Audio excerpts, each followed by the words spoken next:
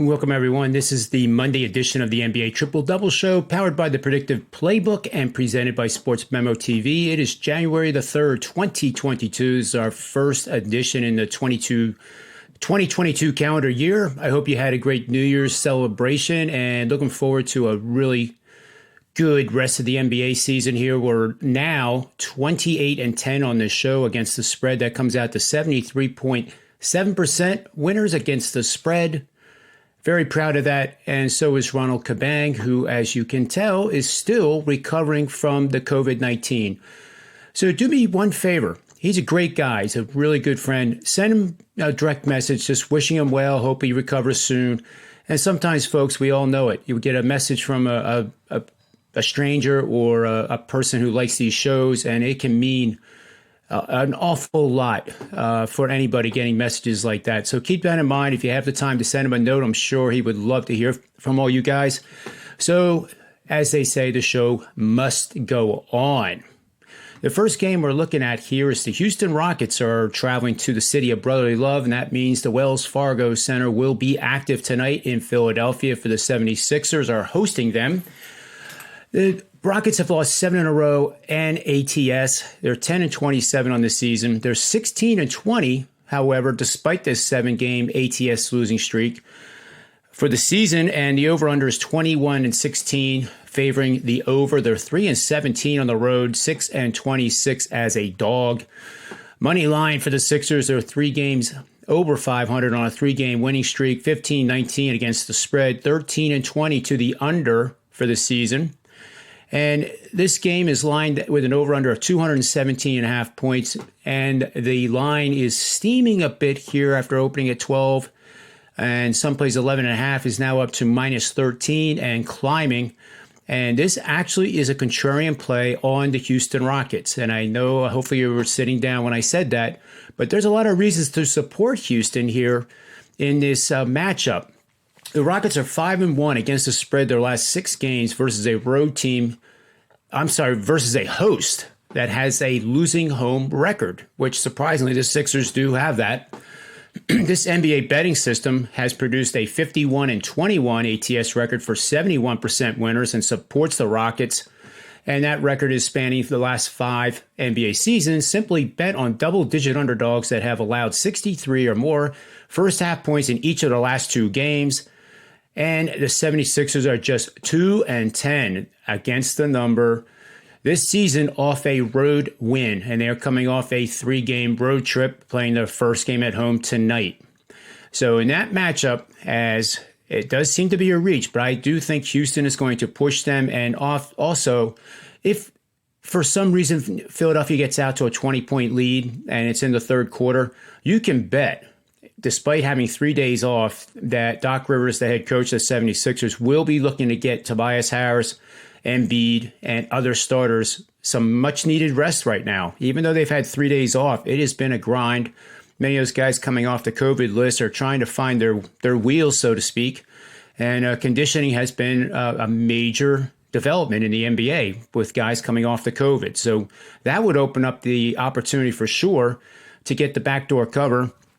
And Houston is one of the better teams scoring in the fourth quarter. They rank 9th in the NBA for this very reason I just outlined, in my opinion at least, averaging 27.3 points per game. And the Sixers are averaging only 24 in the fourth quarter. So don't be surprised if that would happen as well. I like Houston in this game, and so does Ronald. And now we're going to move over to the Golden State Miami Heat game. The Warriors already know they're getting Draymond Green back from his stint in the COVID protocol. And it's also possible that the Warriors could get Damian Lee back from health and safety protocol. And if that happens, the only player left on the injured list is Klay Thompson, whose return is now imminent.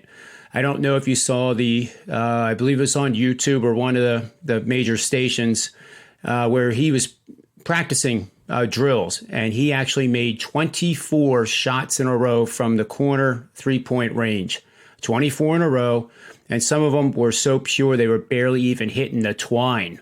He missed the 25th attempt, and I believe it was a drill where he was just shooting 25 3-point shots from that corner spot left of the rim, and it was beautiful. It was absolutely amazing how pure that shot is. So he's going to be ready to go, despite the fact that that's a drill. I get it. And game time is a little bit different when somebody's coming at you. But, he's a veteran. And this team just scares me when he comes back if I was any of the other NBA teams in the league. So the total in this game opened at 219.5 and has been under pressure with under bettors, pushing it down to 216.5. And I like waiting here on this. I like the over. So does Ronald. We're betting 50% of what you would bet normally on a game. So if you bet $100 per game, you take 50 now and bet it pre-flop. And then in game, you would look to get possibly 213.5. And remember, I'm recording this early Eastern Standard Time. So this line could be at 213.5 by the time you're watching this video.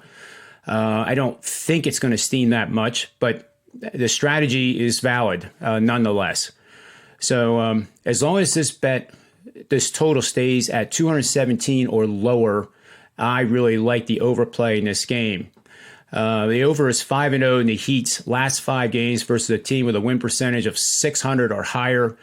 The over in the last 4 Heat games as an underdog of 4.5 or fewer points is 4-0 to the over.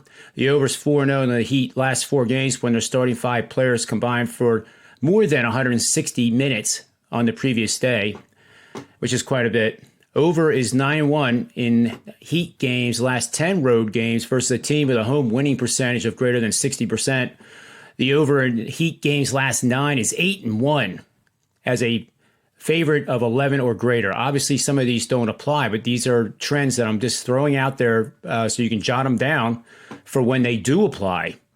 And the over is 6-1 in Warriors last 7 versus a team with a winning record on the season, and that certainly does apply here. So we like the over currently at 215.5 points. It could drift lower, so be patient with this, and I'll be sure to update around 5 o'clock Eastern Standard Time with any developments from COVID or the line movements. So what I'm trying to teach here is the in-game volatility of scoring, and you have big swings. You have 10-0 runs with one team going out 10 straight points without an answer, and that presents opportunities as well. Pace of play can slow to under 4 points per minute over a 3-minute span. It can also get as high as 7.5 points per minute over a 3-minute span, and that too presents contrarian opportunities. More on that later. So this game, we are definitely on the over in the Golden State Miami Heat matchup, and our last game is the Denver Nuggets traveling to take on the Dallas Mavericks. This is the second game of their Texas swing. They took care of the Houston Rockets rather easily. And again, the Rockets are a team that we talked about earlier in the show. Not a good team that's going to come back to 500, but they will have games where they are going to give you tremendous value. The Nuggets here are 5th in the Western Conference. Dallas is trying to stay above 500, which is where they're at 18-18. They're 8th in the Western Conference. Denver somehow has managed to be 2 games over 500, despite probably the team that's gone through the toughest amount of key injuries related to the COVID-19 situation and just physical injuries on their roster. The total for this game is 213 points. Dallas is a 3.5-point favorite, and we like Dallas Mavericks here minus the 3.5 points. Dallas has edges on the defensive end where they rank 4th in the league at 104.4 points per game. Field goals attempted per game, they're 19th, 86.9, compared to Denver, which is 23rd at 85.7. 3-point attempts per game, Dallas ranks 10th, taking 37 per game. Free throws per game, Dallas does a better job getting to the line than do the Denver Nuggets. Total rebounds per game, a significant edge there for the Mavericks. And turnovers per game, they rank 3rd, the Mavericks do, at 12.3 per game. Compared to Denver, who's not bad at 13.8, but that ranks 12th. Now in the quarter scoring, here's another good angle here. Fourth quarter scoring allowed per game. Dallas is the seventh best in the league, allowing 25.4. That compares to a 19th ranking where Denver's allowing 26.8 points in the fourth quarter. So there again, keep that in mind. If Dallas is within 3 points or trailing by 3 to 5 points entering the fourth quarter, that could present an opportunity for some pizza money bet on the fourth quarter with Dallas winning that, obviously, or in game for Dallas to win the game. So true shooting percentage has a slight advantage to Denver, but not enough for me to get too excited about. So in this matchup, we like the Mavericks quite a bit in this game tonight against Denver. So that is about all I have for today. Again, the bets are over in the Golden State Miami Heat game.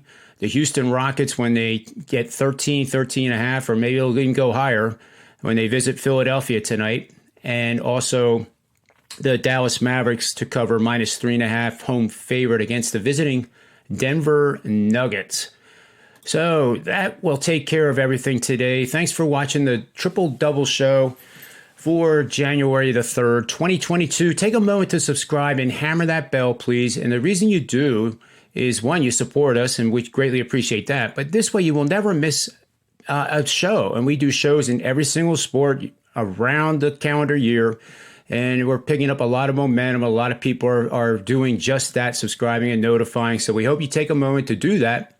And I'm sure you'll be glad you did. So have yourself a great day in Monday's sports betting markets. We'll see you again tomorrow with another edition of the NBA Triple Double Show. So until then, always remember, bet with your head and not over it. And may all the wins be yours.